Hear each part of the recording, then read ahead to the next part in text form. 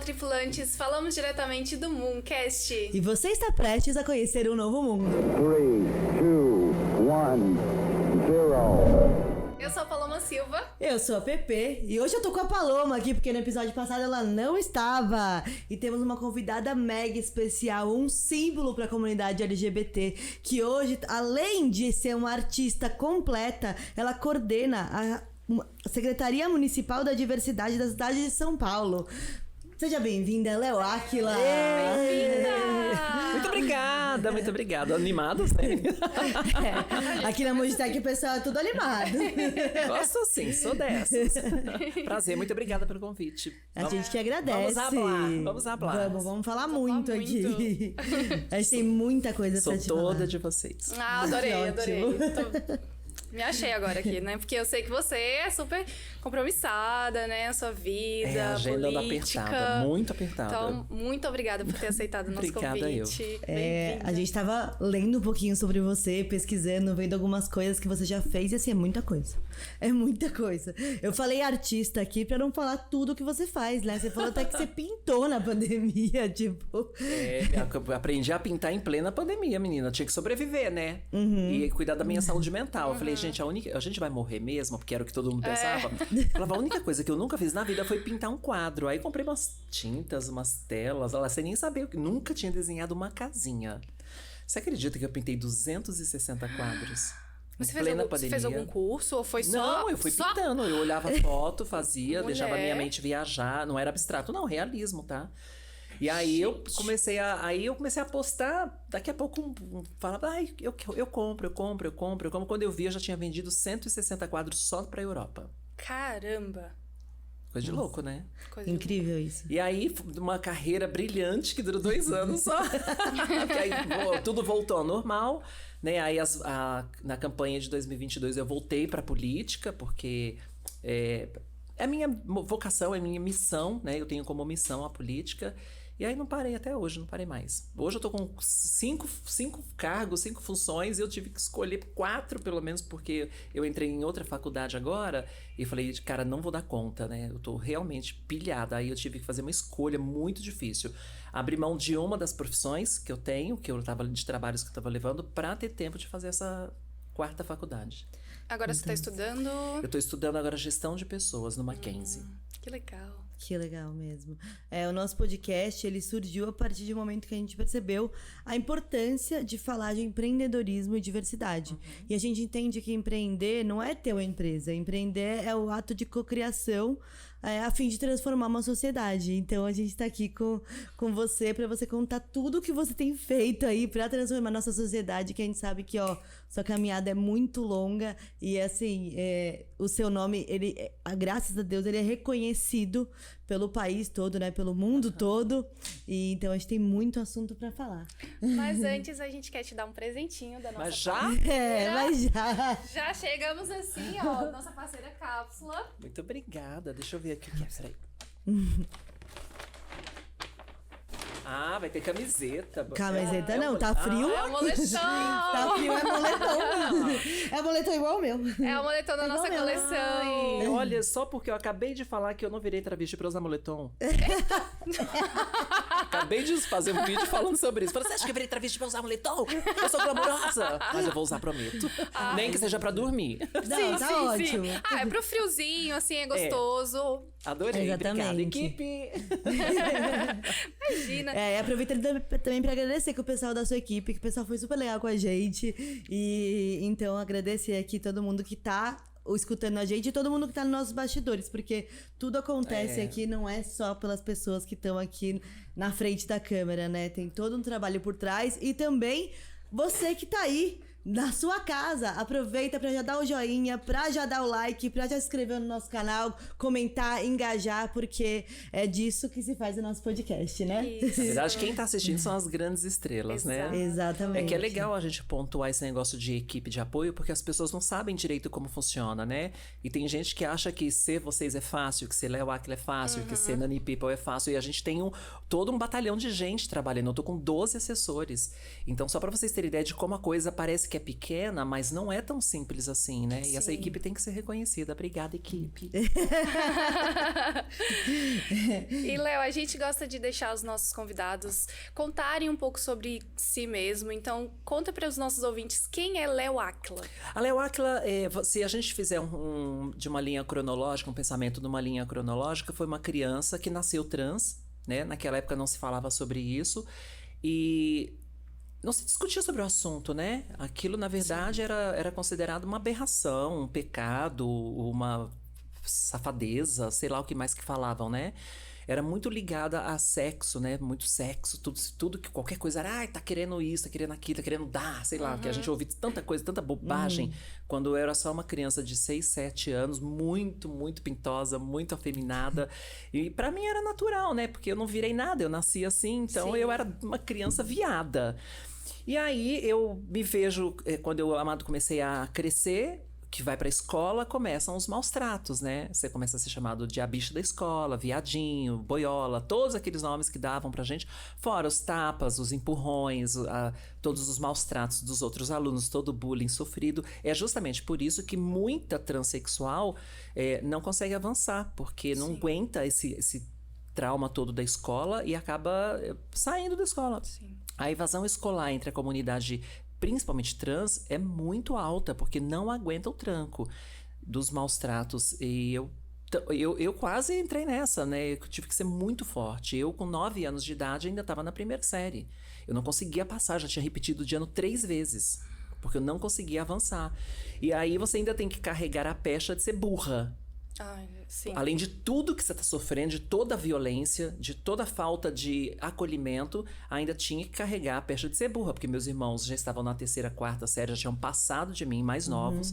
Meu irmão mais novo já tinha passado de mim e eu ainda estava lá na 1ª série. Ninguém se dava conta do que estava acontecendo com aquela criança que não conseguia aprender, que não conseguia estudar. Eu era uma criança completamente amedrontada, né? Eu tinha medo de abrir a boca porque, como eu era muito afeminada, muito naturalmente, né, assim, afeminada, então era sempre um tapinha aqui, outro acolá pra falar mais grosso, não senta desse jeito, não pode ter esse cabelo, vamos cortar. Meu cabelo era Chanel cacheadinho, né, loirinho, as coisas mais lindas, rasparam minha cabeça, porque eu era menino, não podia ter aquele cabelo, porque me confundiam com menina, e eu adorava. Eu adorava sentir o cabelo balançando quando lavava, assim, tava molhado. Coisa de meninas, né? Naturalmente. Então, e aí minha família e o bairro e todo mundo percebendo isso na escola, aí começaram a esvaziar aquela criança. Invalidar aquela criança. Você não pode ter esse cabelo, você não pode sentar assim, você não pode dançar desse jeito. Você não podia nada, cara. Não podia nada. Então foram minando essa criança, né? Esvaziando pra caber na caixinha que eles queriam que coubesse. Aí manda pra igreja. Você chega na igreja, acha que vai ser acolhida com amor, te apontam a mão dizendo que você vai pro inferno, que aquilo é o demônio que tá no seu corpo, e te exorcizam, a vida inteira me exorcizando, esse demônio nunca saiu até hoje. Aliás, só piorou, né? Só piorou. E aí essa criança, um dia, toma uma decisão, aos 9 anos de idade, eu tive que amadurecer, tá? Aos 9 anos de idade, eu tive que virar adulta. Sozinha, calada, no meu canto, no meu mundo, né, na minha bolha. Eu tive que amadurecer para criar estratégias de sobrevivência. Quando eu percebi que eu era diferente, eu falei, meu Deus, eu sou diferente e tô abandonada, porque meus pais não tinham capacidade intelectual de cuidar daquilo. Não tinham conhecimento. A escola não nos falava sobre isso, não tinha conhecimento. Os professores não estavam preparados para acolher uma criança como eu, como não estão até hoje. Sim, apesar de hoje apesar de hoje ainda estar um pouco melhor, mas até hoje as crianças passam pelo que eu passei. Porque criança a gente não vira trans, a gente nasce trans. Né? Então eu não virei nada. E quando eu era criança, eu era o quê? Uma planta? Não, eu era uma criança trans, que tanto não se quer falar do assunto, né? A frase de hoje em dia, quando a gente vai tratar de crianças, deixem nossas crianças em paz. Sim. E eu me pergunto, que leio paz? muito isso. Que paz? Eu fui uma criança que teve paz? Olha a minha história. Basta olhar a minha história para entender se essas crianças que estão sendo negadas hoje estão tendo paz. Essa frase, deixe nossas crianças em paz, na verdade, são adultos conservadores que não querem enxergar essa criança para invalidar como me invalidaram, mas a paz que eles querem não é da criança, é de si mesmo, de não ter que enfrentar essa realidade. Mas essa realidade existe e ninguém consegue impedir, porque a gente nasce assim. Essa criança com 9 anos de idade, que sou eu, toma uma decisão e pensa, eu tenho que ter uma estratégia de sobrevivência. E se eu for a melhor aluna da sala, talvez a minha professora vai me dar mais carinho, talvez meus colegas vão me respeitar mais, talvez a minha mãe fique orgulhosa de mim, talvez o meu pai fique orgulhoso de mim, talvez a minha família pare de me criticar, de me massacrar por causa disso, talvez né? Então eu vou ser a melhor da sala. E aí eu eu já tinha repetido 3 vezes a primeira série, mas naquele ano eu tinha decidido que talvez ser a melhor em tudo, assim, a melhor da escola, não só da sala, fosse uma grande estratégia de sobrevivência. E foi. Naquele ano eu revolucionei aquela escola. Eu ajudava a decorar a escola, eu criava festa junina, eu fazia os bailes não sei do que, arrecadava dinheiro para ajudar a escola, ajudava a pintar a escola, eu tirei as maiores notas, eu revolucionei a escola. Aí eu percebi que ser a melhor naquilo que eu faço me salvaria. E nunca mais abri mão disso. Até hoje, a minha estratégia de sobrevivência é ser a melhor no que eu faço. É me tornar indispensável. Porque a minha competência supera o preconceito. Tudo que eu me propus a fazer, eu fui a melhor no que eu fiz. Hoje eu sou coordenadora, eu estou coordenadora da diversidade. Eu quero ser inesquecível, eu quero ser a melhor coordenadora. Eu quero que a comunidade LGBT jamais esqueça que a Léo Áquila pisou naquele lugar. A primeira mulher trans a ocupar esse cargo em São Paulo, né? E eu quero que as pessoas tenham orgulho disso, e terão, porque eu vou lutar para ser reconhecida como a gestora da empregabilidade, que é o que a gente mais precisa, é o grande calcanhar de Aquiles da comunidade trans, principalmente, mas LGBT como um todo. Eu quero que eles sintam orgulho de mim. Nossa, se eu ouvir isso, a gente já se sente muito orgulhoso e é inspirador saber da sua história, né? E geralmente as pessoas transexuais, elas têm que ser acima da média, né? Elas têm que se destacar. Muito. Né? Porque senão Pra sobreviver, né? Exatamente, pra sobreviver. Tem gente que ao longo da minha vida, muitas vezes isso já foi confundido com arrogância. Ai, ela só quer aparecer, só ela quer aparecer. Tudo tem que ter ela, tudo ela quer fazer, tudo... Mas as pessoas não entenderam, em algumas situações, que aquilo era uma estratégia de sobrevivência pra mim. Eu tinha que aparecer. Eu tinha que ser vista, eu tinha que ser notada, eu tinha que ser a melhor. Era a minha sobrevivência. Caso contrário, eu teria sucumbido. Exato. E o mais interessante é como você utiliza da sua história para transformar a vida das pessoas, né? Que estão aí e precisam tanto desse apoio, que estão numa situação de vulnerabilidade que a sociedade acaba colocando, né? E que, infelizmente, não tiveram essa força, esse destaque todo que você conseguiu ter com a sua capacidade, e enfim. E antes da gente entrar diretamente na sua história, no que está acontecendo agora, a gente viu que você fez lá um trabalho na sua faculdade de jornalismo, que foi um trabalho muito importante. E eu achei muito legal. Eu queria que você contasse pra gente sobre esse trabalho, como que esse projeto foi aplicado depois, né? E também como que você conseguiu driblar a sociedade, não falar sobre, não colocar uma bandeira do arco-íris, mas ao mesmo tempo proteger totalmente a população LGBT, com um trabalho incrível que eu queria que você contasse para quem tá nos ouvindo. É muito legal essa história porque em 2008, quando eu me formei em jornalismo pela faculdade Anhembi Morumbi, o meu trabalho de conclusão de curso foi criar uma disciplina a mais para as escolas infantis. E aí, quando a gente fala de criança, é sempre mexer no vespeiro, né? Porque as pessoas deturpam tudo. Eles acham que a gente tá querendo transformar as crianças em trans, em gays. E não tem nada disso, porque ninguém vira nada, né? Exato. O grande conflito é as pessoas não entenderem que as crianças nascem sendo o que são. Se ela nasceu hétero, não há o que faça ela virar gay. E se ela nasceu gay, não há o que faça ela virar trans ou hétero. Não tem, a gente nasce, né? A lésbica nasce lésbica. Ninguém vira nada. Pode se descobrir mais tarde? Sim, às vezes tem gente que acha que vira porque quando a gente olha para uma história como da Laerte, por exemplo, né? Nossa, com mais de 60 anos aí se assume uma mulher, né? Você vira uma mulher, não é que virou.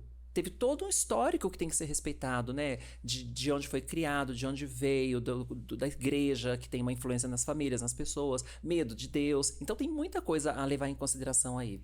E aí eu criei um projeto de colocar inteligência emocional nas escolas, porque eu tenho certeza absoluta que o embrião de todos os problemas da sociedade, todos, pensa em qualquer um, a violência, é tudo educação. Tá tudo, qualquer problema que você apontar na sociedade, o problema embrionário Está lá na educação. Enquanto nós não reformularmos a educação do Brasil, nós não vamos avançar. A gente vai estar sempre enxugando gelo, sempre corrigindo os problemas pontuais, mas resolver de fato, também tem que ver se eles acham interessante resolver. Também. Se resolve muita gente que está aí nadando nesses corpos trans, nadando nessa coisa da violência e ganhando com isso, vai perder uma boquinha também, né? Então tem que ver até que ponto é interessante resolver realmente o problema. Mas o embrião de todos os problemas é, sim, a educação. Pensando nisso, eu falei, bom, então se eu educo uma pessoa direito, essa pessoa bem educada hoje, criança, será o adulto que mais tarde não vai me desrespeitar. Então é na educação que eu vou focar. E aí eu passei a ser uma pessoa completamente voltada para a educação. Até fui questionada por alguns LGBTs que nunca entenderam isso. Que eles acham que eu tenho que levantar a bandeira, como levanto, né? Claro, faço questão, mas assim, é de lutar de maneira ferrenha contra o preconceito, dando de dedo na cara dos outros, gritando, fazendo barraco, fazendo escândalo, para mostrar que eu sou forte, poderosa e que eu sou contra o preconceito. Quando, na verdade, quando você fala de educação, você está falando de respeitar a opinião do próximo, mas também educar, reeducar.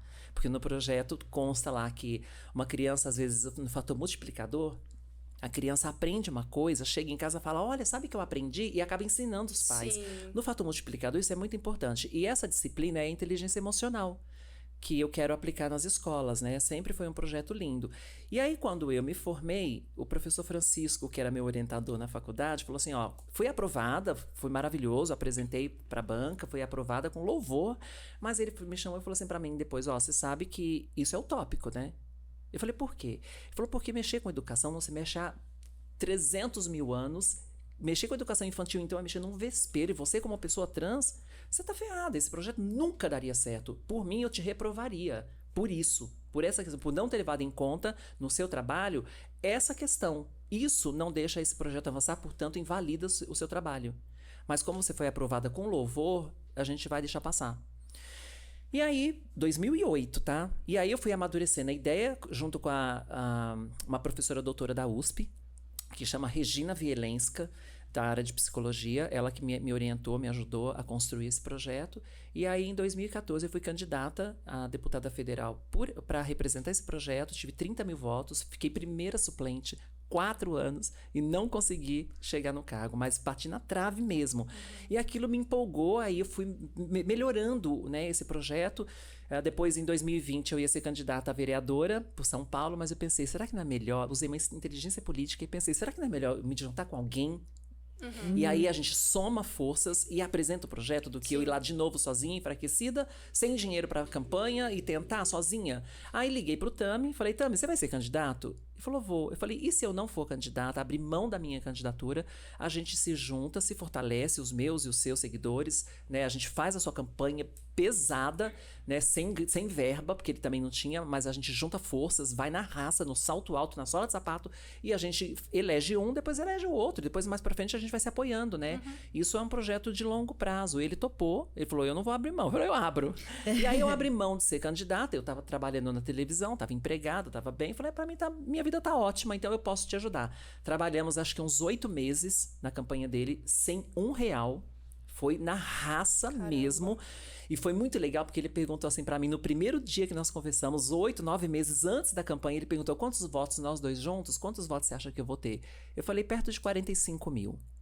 Ele falou, você acha mesmo? Eu falei, tenho certeza. Ele teve 43.321. Caramba! Eu fui muito certeira, porque eu sabia o que eu estava fazendo. Sim. De política e de campanha eu entendo bastante. Então eu sabia o que eu estava fazendo, né? E ele confiou muito em mim e deixou com que eu fizesse a campanha e ele ganhou. Fiquei muito feliz porque a única coisa que eu tinha pedido para ele é, apresenta o projeto de inteligência emocional.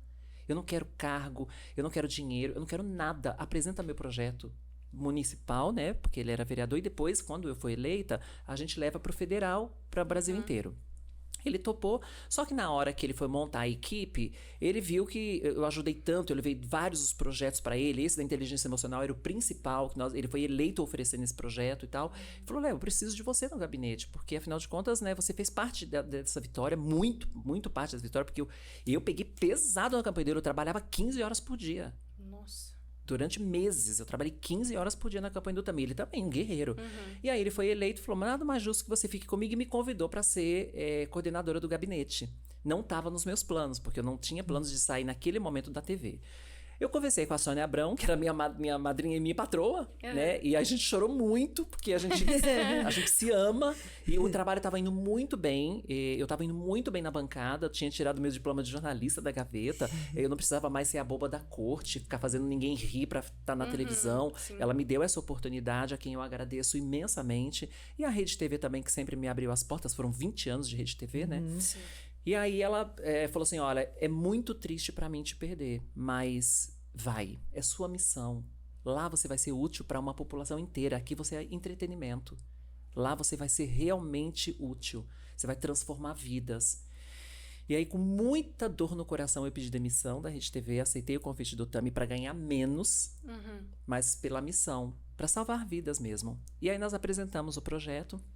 Fui de gabinete em gabinete conversar com esses vereadores.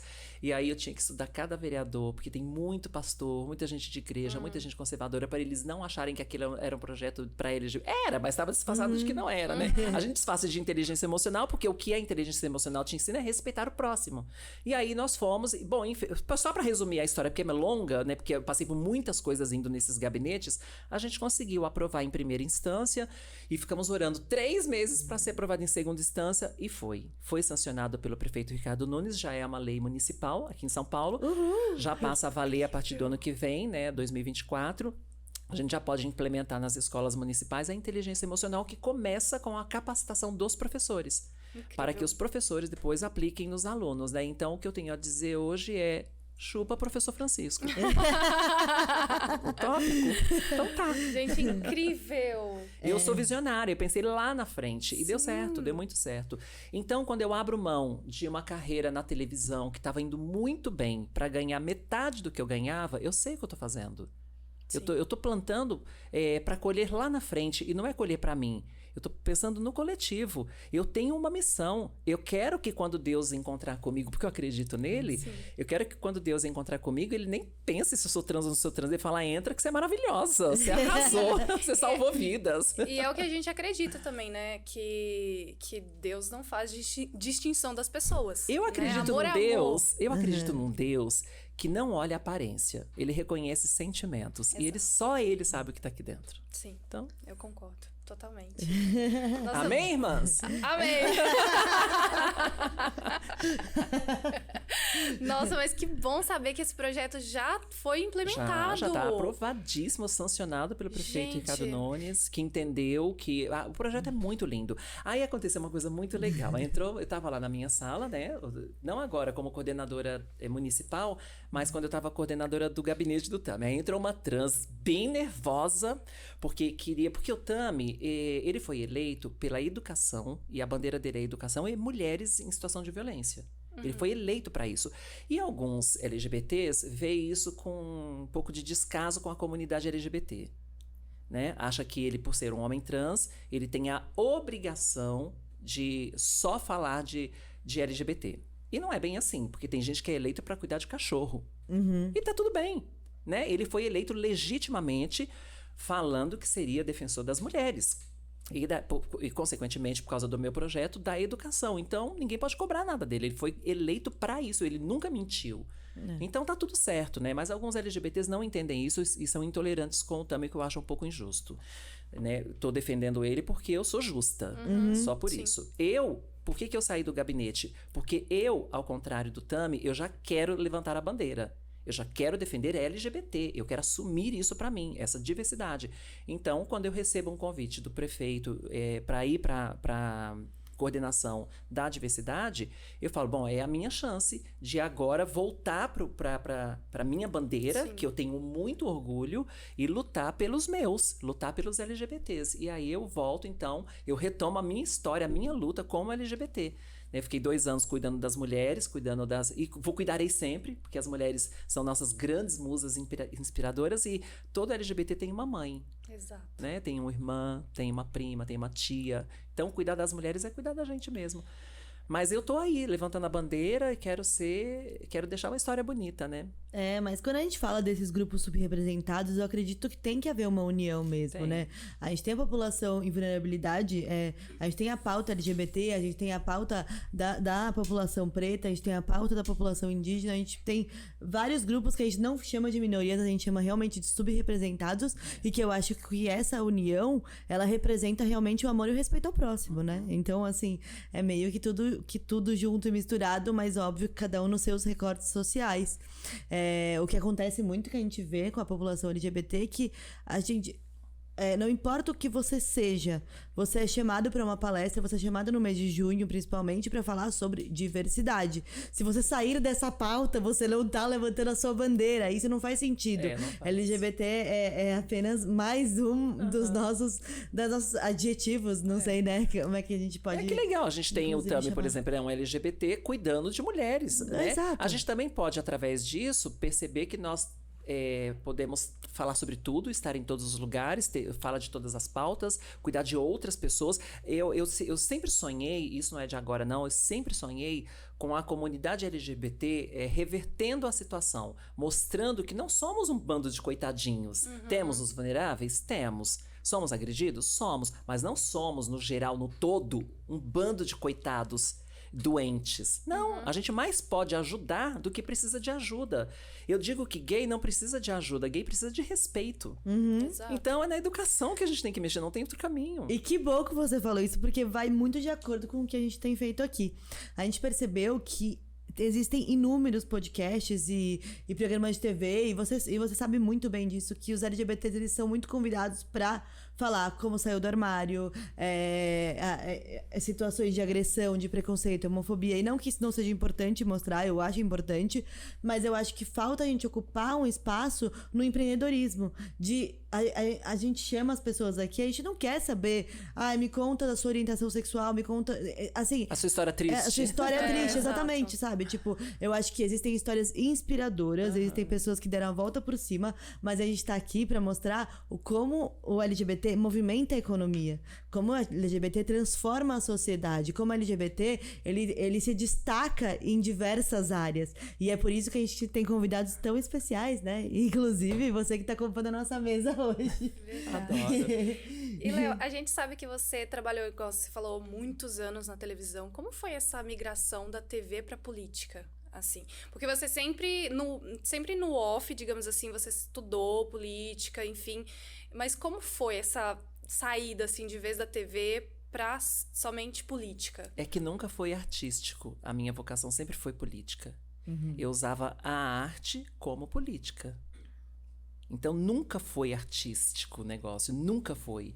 É que na minha ingenuidade de criança, como a gente idolatrava pessoas famosas, o que eu pensava? Tô falando de uma maneira bem infantilizada. Eu pensava assim, eu vou ser bem famosa, porque aí famoso pra mim era como se fosse uma espécie de autoridade, né?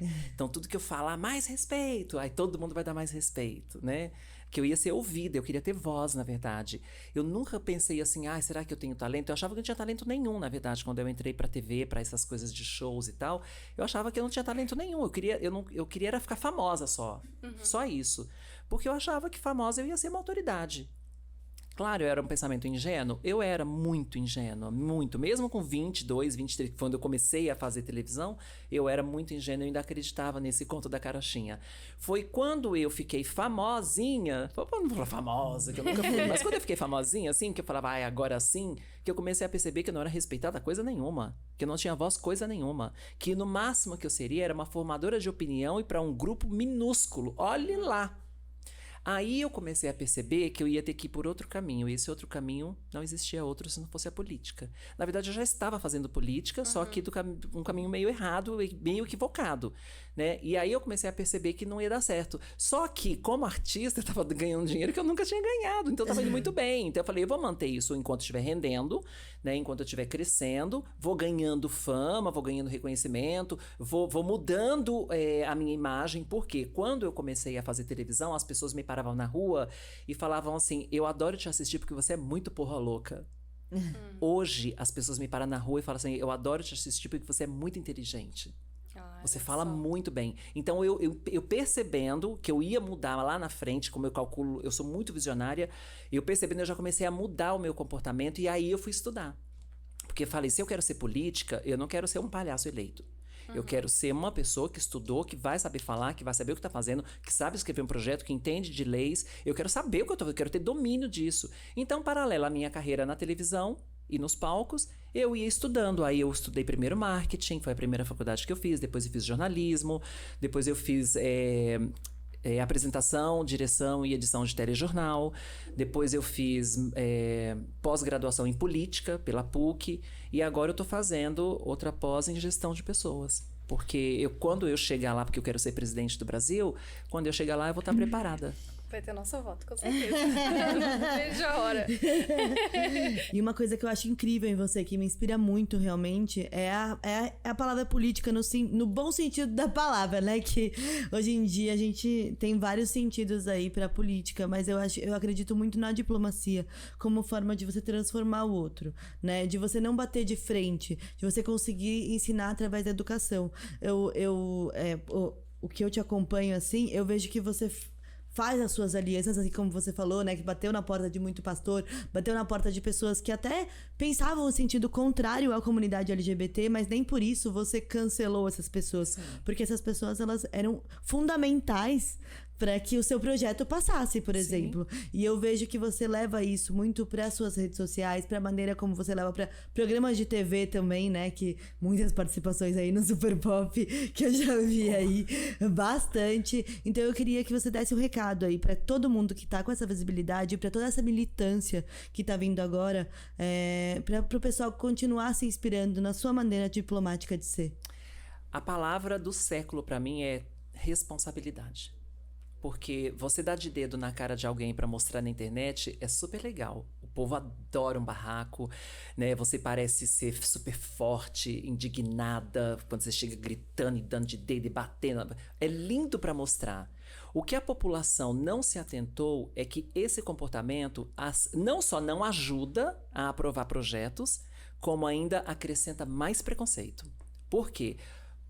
A melhor defesa é o ataque, então você pode até chegar gritando e dando de dedo na cara do seu oponente político. Mas quando você virar as costas e sair, ele vai pegar seu projeto, vai rasgar, vai usar de chacota a sua atitude, vão rir muito da sua cara, e quem sofre com isso? A população, que não vai ter o benefício de ter um projeto aprovado, porque o representante irresponsável, militante irresponsável, chegou lá gritando, dando de dedo na cara dos outros. Você acha que se eu tivesse chegado nesses pastores e tentado enfiar a goela abaixo o meu projeto, teria sido aprovado?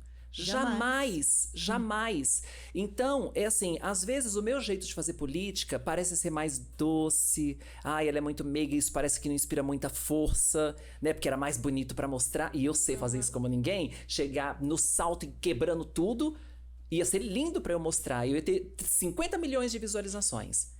Mas eu não ia alcançar o objetivo. E aí quem seria prejudicado seria a sociedade, a população. Então eu tenho essa maturidade de entender que eu tenho que sentar com todo mundo. E a comunidade LGBT, principalmente essa militância muito radical à esquerda, precisa entender que se a gente não dialogar com todos os lados, a gente não avança. Então a gente precisa puxar o freio de mão nesse momento, ter a responsabilidade de repensar o que é melhor para a população. E não para a internet. Porque muitas vezes eu já fui prejudicada consciente de que ia dar errado. Por quê? Porque eu sei o que o povo quer ver. O povo quer ver aquela Léo Áquila raivosa, aquela que grita, aquela que xinga, que dá o dedo na cara para mostrar que tá indignada e tal. Só que essa Léo Áquila raivosa não vai avançar nos projetos, não vai aprovar nada. E ainda vai trazer mais ranço para a comunidade LGBT ainda. Vai agregar mais preconceito. Isso é uma irresponsabilidade. Então eu prefiro não lacrar na internet, mas ser eficaz nos meus projetos, nas minhas ações, como tem sido, graças a Deus, né, e trazer o resultado e apresentar o resultado, do que. Mas aí, por outro lado, será que isso me elege?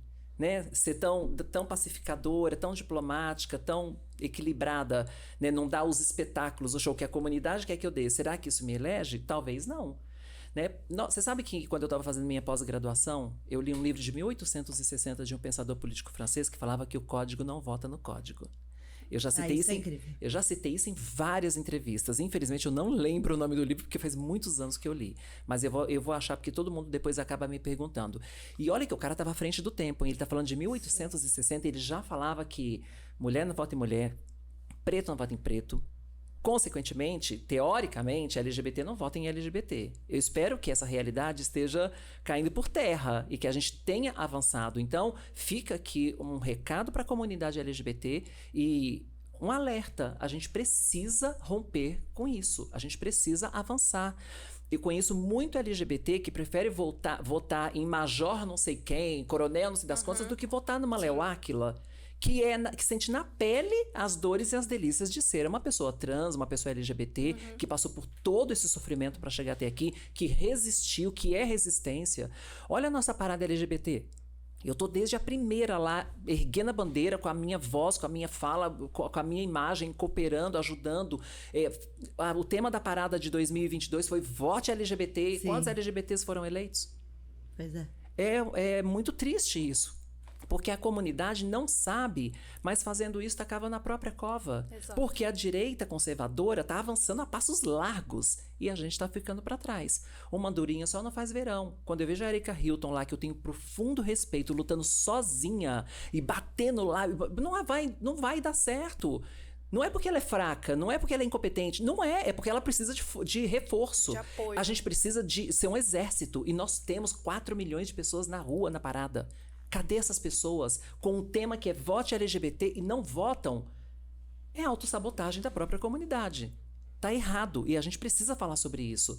A gente precisa romper com isso. Não sei se é uma inveja coletiva, uma egrégora de inveja do outro. Eu não sei o que é que acontece. Talvez Freud explicasse. Mas a gente precisa pôr o pé no chão e entender que nós temos força o suficiente para chegarmos no poder e estabilizar esse poder e ditar as regras daquilo que a gente quer pra gente. Ninguém precisava estar batendo na porta de deputado lá falando, por favor, nos ajude porque estão nos matando. Tá pedindo ajuda pra pessoa errada. Cara, eu tô aqui. É comigo que você tem que falar. E as pessoas não entendem isso. É triste, viu? É muito triste. Sim, com certeza. Quando você vê um LGBT... ele votando contra a comunidade LGBT mesmo, é realmente muito triste. Hoje eu vi um post que alguém me marcou por acaso, e eu quase não vejo essas coisas, porque eu tenho uma vida, eu tenho tanta coisa na cabeça, que eu quase nem vejo, graças a Deus, tem coisa que eu nem vejo. Hoje, sem querer, vindo pra cá, no carro, zapeando, eu vi alguém que me marcou numa coisa que nem sei como apareceu pra mim, eu cliquei lá pra ver o que era. Uma página postou um vídeo meu de 2002, 2003, eu nem sei o que é, fazendo um clipe, uma música, uma bobagem assim. E aí eu vi assim, vários comentários acabando comigo, falando, vergonha alheia, essa aí não sei o que, acabando comigo. Aí eu entrei nos perfis dessas pessoas pra ver quem eram, todos LGBTs. Eu acho que da comunidade existe muito essa questão de querer não pertencer, porque eu não sei que é pertencer a outro grupo, eu não sei exatamente o que acontece. Não dá mas eu pra acredito entender. muito que, falando de política, eu sempre falo isso pra você, né? Que eu acho que o grande problema da esquerda é realmente a comunicação.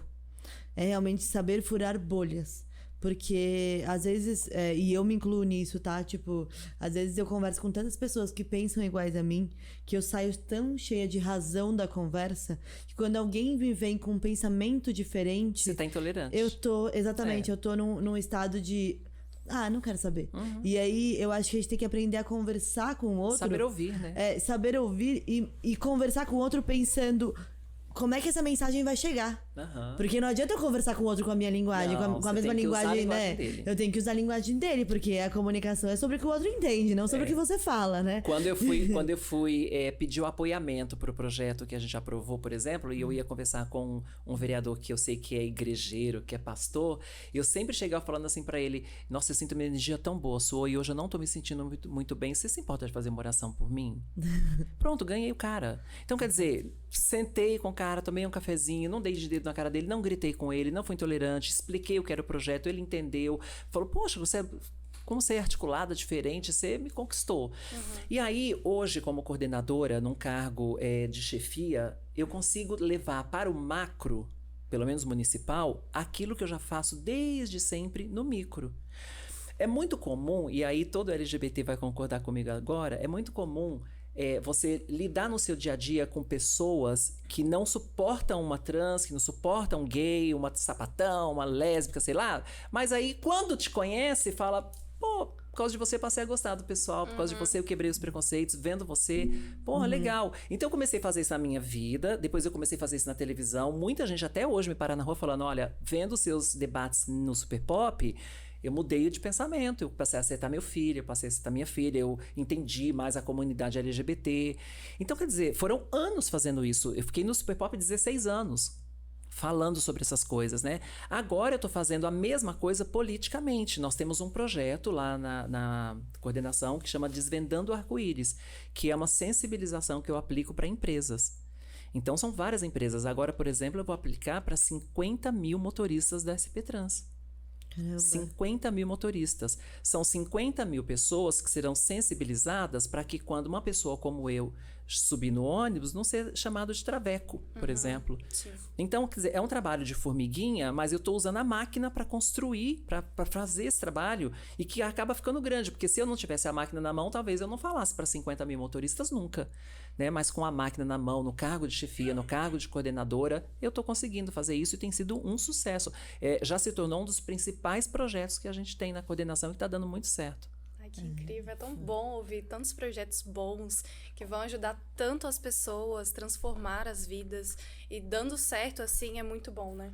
E o mais legal que, assim, o grande problema, o grande calcanhar de Aquiles da nossa comunidade é emprego. Principalmente para pessoas trans. Sim. Meninos e meninas trans, principalmente ainda para as meninas trans. E aí, o que eu comecei a fazer? Eu comecei a perceber, eu tenho 5 meses que eu tô como coordenadora, né? E nesses 5 meses eu comecei a perceber que as empresas, quando vão me receber, ou quando ficam sabendo que sou eu mesma que vou dar essa palestra, elas têm aquilo como um evento, como se fosse uma presença VIP, nossa, é a Léo Áquila que vem, vira uma atração. E algumas começaram a me perguntar para minha equipe, quanto que era o cachê para palestra, quanto eu cobrava. E eu não cobro, porque eu vou como coordenadora. Eu não vou como convidada, como artista, como palestrante, eu vou como coordenadora. Então não tem esse negócio de cobrar. Mas quando eu percebi que havia uma vocação das empresas de achar que me deviam alguma coisa por eu ser a Léo Áquila, eu comecei a falar, olha, pagar não precisa, mas que tal se você me desse uma vaga de emprego na sua empresa? Nossa, que incrível. E aí eu comecei a negociar isso. Então, hoje eu dou essa palestra e saio com uma vaga e emprego uma pessoa trans. Uau! Demais. É muito Gente! legal. Muito Por isso que eu te digo que eu quero ser reconhecida como a gestora da empregabilidade. E aí eu conversei com o prefeito Ricardo Nunes e eu, junto com a minha equipe, nós criamos o primeiro Festival da Empregabilidade LGBT, que vai ser dia 21 ou 22 de novembro, eu não lembro mais, eu preciso consultar A gente quer estar lá, a gente quer cobrir, Com certeza. a Com gente certeza. quer... A gente... Vai ser lindo e é um super evento, é o primeiro e entrou pro calendário oficial da prefeitura. Nossa, que legal ser em novembro, né? É. Porque a gente precisa de mais ações fora do mês de junho mas pouco, né? Mas o tema é Sou LGBT de janeiro a janeiro. Ah, incrível. Porque não só em junho, né? Isso eu percebi no mês da parada, como coordenadora já dessa última parada que teve em 2023, foi que eu percebi que em janeiro todo mundo quer aparecer, enfim, em junho, perdão, todo mundo quer aparecer e depois some, né? E foi o que eu falei pra Vivo. Falei, você me quer vivo ou morto? Porque se você me quiser vivo, você tem que me dar emprego de janeiro a janeiro, não só em junho. Então vamos conversar sobre isso. E aí eu criei o Festival da Empregabilidade LGBT. Você sabe que aqui no podcast a gente recebeu a Nath Takinobu, ela é a fundadora do Bloco Agreda Gregos, que leva mais de 1 milhão de pessoas para as ruas. E a Nath, ela tem um programa gigantesco de empregabilidade dentro das produções dela, que emprega muita gente o ano inteiro. E ela pega realmente na mãozinha de quem não tem curso nenhum. E, enfim, ela realmente dá todo o curso, dá toda... E pagando a pessoa ainda. Ela paga a pessoa para aprender, para a pessoa se virar no mercado de trabalho depois, né? Mas durante os eventos dela, ela só contrata a galera LGBT, enfim, ela esteve aqui. E a gente criou, no dia do episódio dela aqui, conversando, um programa de empreendedores que a gente deu o nome de Empreendedores. Então a gente é um cadastro muito simples, que é gratuito. E a gente tem esse cadastro, assim, tem poucas pessoas ainda, tá no nosso Instagram. A gente tem esse cadastro e a gente entende que são artistas, que são pessoas que têm negócios virtuais ou negócios físicos também, influenciadores, e a gente vai rodando na nossa rede de contatos. Então a Nath vai fazer um bazar no Festival do Orgulho, tinha lá, acho que 10 mil pessoas, não lembro, ela colocou o Bazar dos Empreendedores. Aí o Caio também, que é da Aurum, aqui em Pinheiros, também fez um bazarzinho, colocou os empreendedores. Então, assim, a gente vai rodando dessa maneira e divulgando como dá. Mas é essa a ideia do nosso podcast, realmente. É focar em negócios. É cobrir esse tipo de evento. Porque quando tem uma festa, um festival, todo mundo quer ir lá com o microfone cobrir. E é muito legal também, mas a gente quer cobrir também esse tipo de evento. Palestras, lugares para empregabilidade, Festival da Visibilidade Lésbica, agora no Museu da Diversidade a gente vai estar lá com o pessoal. Então é muito a nossa ideia. Outra coisa muito legal, assim, que aguça esse lado empreendedora Léo Áquila, e aí eu tenho que transformar isso em projetos, né, por causa do cargo que eu ocupo. E quando eu entrei lá na prefeitura, eu percebi que nós não éramos uma coordenação LGBTQIA+. Nós éramos uma coordenação T. Porque todos os projetos lá são só para pessoas trans. Então a gente não via nada para lésbica, a gente não tinha nada para não binários, não tinha nada para bissexuais, não tinha nenhuma política pública para gays, não tinha, simplesmente não existia, nunca existiu. E aí eu fui entender os problemas, né? Na transição de cargo, eu queria entender por que não tinha. Então comecei a conversar com todo mundo da equipe, troquei gente, coloquei outras cabeças e tal. E aí eu percebi que a gente precisava ser uma coordenação LGBTQIA+, e não uma coordenação T. Claro que a população T, ela é a mais vulnerável. Sim. O que a gente precisa fazer é fomentar mais apoio, mais empregabilidade, que é o que eu estou fazendo, para as pessoas trans, né, e travestis e homens trans e tal, ajudar mais, colocar uma lupa de aumento mesmo e ver qual é o real problema para resolver, mas a gente tem que cuidar das outras siglas. Para cuidar das outras siglas, a gente precisa ampliar muito essa equipe, não tem braços para... A gente só consegue cuidar da letra T. Aí eu entendi por que era só T. Então eu propus para o prefeito Ricardo Nunes e para todos os envolvidos, não é só ele, criar um espaço nosso que chama Casa Arco-Íris, que é um prédio de 24 andares, todinho LGBT. Era o que você ia perguntar, né? A gente queria saber um pouco mais sobre esse projeto mesmo. Esse projeto é para ser referência mundial, porque nós teremos ali tudo, absolutamente tudo para LGBTs, tudo. E não só assistencialismo. Ao contrário, ali nem terá assistencialismo nesse prédio, porque nós já temos 5 casas, né? 5 centros de cidadania que a gente dá esse assistencialismo. Então e tem um no centro, inclusive, um em cada zona, né? Norte, sul, leste, oeste, tal, centro. Sul, acho que falei sul, né? Uhum. E aí a gente encaminha para esses lugares de acordo com o endereço das pessoas, e agora vamos abrir mais um para LGBT idosos. Então a gente já tem essa assistência com cesta básica, com projetos de renda para a pessoa poder estudar, que é o Transcidadania, que está indo muito bem. Temos bastante vagas, aliás, está sobrando vagas no Transcidadania, uma bolsa de R$ 1.300 por mês. A única devolutiva que a pessoa trans tem que dar é estar estudando, é estar na escola e apresentar essas notas, essa presença para a gente, né, no Centro de Cidadania, e o Centro de Cidadania presta contas para a gente na coordenação. Então, é só isso, a gente não exige nada da pessoa, é bem flexível mesmo. E tá dando muito certo, a gente fez a primeira formatura delas agora em junho, no Teatro Municipal, e foi emocionante. Se vocês ouvirem os relatos das pessoas que conseguiram, através do Transcidadania, se salvarem, é emocionante. Então a gente tem que potencializar isso. Mas eu não posso esquecer que eu quero ser uma coordenadora LGBTQIA+, então eu tenho que cuidar das outras siglas. Para isso eu preciso de uma sala muito maior, mas muito maior, só 24 andares, né? Porque eu quero ter no térreo a primeira delegacia LGBT. Para isso eu tenho que sentar com quem? Com o governador. Aí se eu sento com o governador e aparece uma foto minha na imprensa ou qualquer lugar, o que vão falar? Olha lá, tá sentado um cara da direita, tá sentado com o Bolsonaro, não entende que eu tenho que conversar. Eu tenho que negociar pelo bem da população LGBT. Eu tenho que fazer isso, eu não tenho outra escolha. Mas uma das coisas mais legais é o restaurante escola. que aí vira um grande entretenimento para os gays e lésbicas e todo mundo ir lá consumir. Vai gastar seu dinheiro lá com a gente, do mundo inteiro. Vem gastar seus euros, seus dólares com a gente. A gente fomenta cultura, fomenta economia, turismo. Tá tudo ali, olha, a gente lacra de uma vez só. O restaurante escola é aos modos de um que eu vi nos Estados Unidos que chama Lips, que é um restaurante onde todos os garçons são drag queens.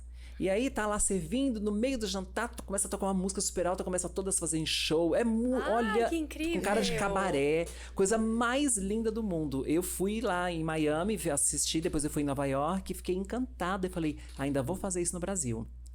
Só que eu pensei em abrir o restaurante, assim, né? Mas como eu não tenho essa coisa de querer ter um restaurante, eu acho que cabe perfeitamente ali, porque é um restaurante escola. Ao mesmo passo que a gente está formando chefes, dando para as pessoas oportunidade de trabalho, uma profissão, a gente está trazendo entretenimento e trazendo a comunidade LGBT, aí sim, LGBTQIA+, para um lugar que é nosso. E onde tem segurança, porque a gente vai ter a delegacia LGBT no térreo, né? Pedir, inclusive, com viaturas identificadas como LGBTs. Tá tudo no escopo, tá tudo. E é completamente viável. Por quê? Seria inviável se nós tivéssemos que construir esse prédio. Mas esse prédio já existe, está no centro, abandonado. Logo mais vai ser invadido. Então a gente invade. Invade no bom sentido, né? A gente ocupa esse prédio, traz vida, né, traz arte. Lá tem o teatro, que é o Galeria Olido. Caramba. Completamente viável pra gente. Então dá pra fazer. Nós já fizemos todo o estudo técnico, quanto que gastaria. Tá fácil. A gente tem várias empresas para apoiar, para pintar a fachada toda colorida. Vai ficar um espetáculo isso. E aí sim a gente consegue trabalhar todas as siglas, porque vai ter um andar inteirinho só para questões das lésbicas, com pessoas lésbicas falando possível. Porque não adianta eu falar. Não sou lésbica. Eu preciso das lésbicas com a gente. Sim. Trazendo as demandas, pensando em política pública junto com a gente. Né? Eu preciso ter um andar todinho para entender o que são os bissexuais. Inclusive, o que a gente está fazendo agora, nós vamos... outro projeto nosso lá é que a gente vai trazer para cada sigla um documentário. Agora, para explicar para as pessoas, para a sociedade, o que é realmente cada um. Porque tem uns que são muito mal compreendidos. Você sabia que o índice de suicídio é muito mais alto entre os bissexuais? Sim. Porque eles são os mais incompreendidos. Sim. Porque nem a própria comunidade LGBT entende. Exato. Quando você encontra um menino que ele fala que é bi, aí tem até a piada, bichona, né? É tipo, as pessoas esperam, tipo, não é bi. Ainda não se descobriu Não gay. se descobriu, tá em cima do muro. Exato. E eles são os mais incompreendidos. Então, muitos bissexuais, e o documentário que a gente tá fazendo primeiro é sobre bissexual, eles relatam que eles têm que mentir. Às vezes que eles são ou hétero, né, quando tá com uma mulher, ou tem que mentir que é gay pra ser aceito. Porque se ele fala que é bissexual, ele não é aceito nem pela comunidade LGBT. Então olha como nós ainda precisamos avançar e amadurecer, como ainda somos intolerantes. A gente luta tanto por respeito, mas a gente também não sabe respeitar. E por que a gente não respeita? Talvez seja falta de conhecimento. Então vamos buscar esse conhecimento através desses documentários. Nossa, muito legal. Nossa, parabéns de verdade. Agradecer, né? A gente tá chegando no final. Agradecer a sua presença aqui. Tenho certeza que tudo que você falou é inspirador. Eu tenho certeza também que todo mundo que tá ouvindo vai estar com o coração assim cheio de esperança, assim como eu, como ela, né? Porque saber de tantos projetos incríveis que é a favor da nossa comunidade, que vai ajudar e transformar vidas, isso assim, não tenho nem palavras para descrever. Então, em nome de pessoas que nem sabem o que estão fazendo, quando votam em pessoas que não os defendem, eu agradeço a você por estar nos representando tão bem assim aqui em São Paulo e, consequentemente, no Brasil e no mundo algum dia. Então, muito obrigada, Léo, por sua presença obrigada aqui. Mesmo. E antes de terminar aqui, o agradecimento também ao Voo de Cookies do Neto, que ele é um empreendedor. Ele é um empreendedor LGBT também, que é lá do centro. Se quiser, a gente manda também. Manda entregar no meu gabinete lá, por favor. Lá no centro, a loja dele. Esse vermelhinho, então, eu fiquei louca. É muito gostoso, nosso Neto. favorito. muito Meu obrigada também. mesmo. Pra Léo Áquila agora, Por viu? favor, hein? Tô esperando. Rua Líbero Badaró, 119. Terceiro andar. Eu amei. E assim, eu já quero deixar as portas super abertas, porque é isso que a gente quer. A gente quer mostrar mais o diálogo, a gente quer aprofundar a nossa comunicação, a gente quer mostrar projetos aqui que fazem sentido pra nossa comunidade. Inclusive, você falou bastante do Tami. O Tami é uma pessoa que a gente também quer trazer aqui, então fica de olho. Tem que trazer, vou te dar o telefone dele. A gente quer muito trazer o Tami pra cá, de verdade. E o que eu quero encerrar pedindo para que as pessoas, principalmente da comunidade LGBT, sejam mais tolerantes e tenham... não grita tanto, ouve mais. Às vezes é importante isso, né? Eu sou tão atacada por causa do partido que eu toquei, o MDB, por exemplo, né? E é um partido tão de centro e tão de boa com as minhas pautas, que me apoia em tudo, que me ajuda em tudo, que tá comigo para pôr com as arco-íris de pé, que tá abrindo as portas pra gente ter o MDB Diversidade forte, fortalecido, pra gente brigar, pra gente lutar pelas nossas pautas. Então, precisa entender que, às vezes, X partido não me acolheu, entendeu? Exatamente. Às vezes tem um partido de uma militância de esquerda que o partido não... que eu queria não me acolheu. Virou pra mim e falou assim, se quiser vir, vem. Eu falei, pô, não me senti representada e acolhida. Não dá. Então, por que ela tá no MDB? Tem que entender isso, né? Foi o partido que realmente me pegou pela mão e falou assim, você é nossa, o que você quer? A gente vai te ajudar, a gente vai ajudar a comunidade LGBT. Pô, eles querem me dar a presidência do MDB Diversidade, para eu somar com eles, né, com a presidência do MDB Diversidade. Então, eles querem que a nossa pauta cresça. Nós temos a Simone Tebet, que está no governo do Lula. Então, não é assim, você é do MDB, não voto. A gente tem que acabar com isso. As pessoas precisam entender que existe um cálculo que é feito para que eu esteja no MDB, né? Eu poderia estar... Eu seria a mesma pessoa se eu estivesse lá no extrema esquerda ou lá na extrema direita ou no centro, eu seria a mesma pessoa. Né? Claro que para a extrema direita eu não iria, porque né? É muito pesado o negócio, é muito pesado. Mas onde eu tô é um lugar que eu posso dialogar com todo mundo e avançar nas pautas, nas políticas públicas. E é por isso que você tá lá, né? Pra cumprir realmente. Claro. Porque não adianta você estar em um local só pra mostrar que você tá lá e não conseguir colocar seus projetos pra frente, não ter apoio. O que a gente precisa é de um voto de confiança, né? Porque as pessoas precisam falar, não, deixa eu ver o que ela vai fazer primeiro, vamos dar uma chance, né? Dar uma chance. Mas as pessoas são tão intolerantes às vezes que não querem nem te dar uma chance, né? Esses dias eu estava assistindo um debate, estava lendo um debate sobre mim, né? De um outro podcast que eu tinha ido, sobre o fato de eu estar no MDB, e aí um menino gay entrou e comentou assim, ela é do MDB, o assunto acaba aqui. Que democrático, né? Exato. Dessa forma não transforma. Dessa forma não transforma. Você falou tudo. Eu falei tudo, né? Acaba aqui. Acaba aqui. Mas eu sei que a gente, né, devido a um mandato que veio anterior, muita gente ficou muito desanimada, né? E, enfim... Mas passou. Exato. São tempos novos. A gente tem que acreditar que a política vai mudar o mundo, vai transformar o mundo. É importante. E a política, né? ela não é só quem ocupa cargos, né? A gente tá... Todo dia a gente tá fazendo nossa micropolítica no que a gente faz. Todo mundo nas é nossas político. atitudes. Ainda mais agora com essa descentralização da comunicação com as redes sociais, em que todo mundo tá lá pra falar a sua opinião, pra que você pode botar a sua cara no mundo, você pode espalhar a sua mensagem, você pode mostrar os seus atos e ser exemplo pra 1, 2 mil, eu não sei quantos seguidores você tem, mas que seja uma pessoa que tá te vendo e você é exemplo, o que você faria sendo esse exemplo? Que projetos você apoiaria? Onde você colocaria a sua atenção? Onde você colocaria a sua energia? Pra quem você daria esse voto de confiança? E quem te representaria? Né? Quem te representaria é a pessoa que tem milhares de curtidas, não que não possa ter milhares de curtidas, eu quero que vocês curtam esse vídeo, aproveita e curte, inclusive, mas quem te representa tem que ser a pessoa que realmente tem projetos que façam sentido para sua vida. E é isso que a gente tá tentando demonstrar aqui nesse podcast. A gente quer mostrar projetos que façam sentido na transformação da sociedade em prol da diversidade. E essa é a ideia do Mooncast. E a gente viu que o seu nome significa iluminação? Iluminada. Leonora. Muito. Então a gente tá muito feliz por você iluminar essas pautas pra nossa comunidade, né? E é com essa luz que eu quero encerrar dizendo que votam LGBT, mesmo que não seja eu, mas vota LGBT, porque quem não governa é governado. Ó, fechou com chave de ouro. Encerra o assunto. Maravilhosa. Acho que a gente deu todos os recados, assim, que devíamos dar, né? É isso.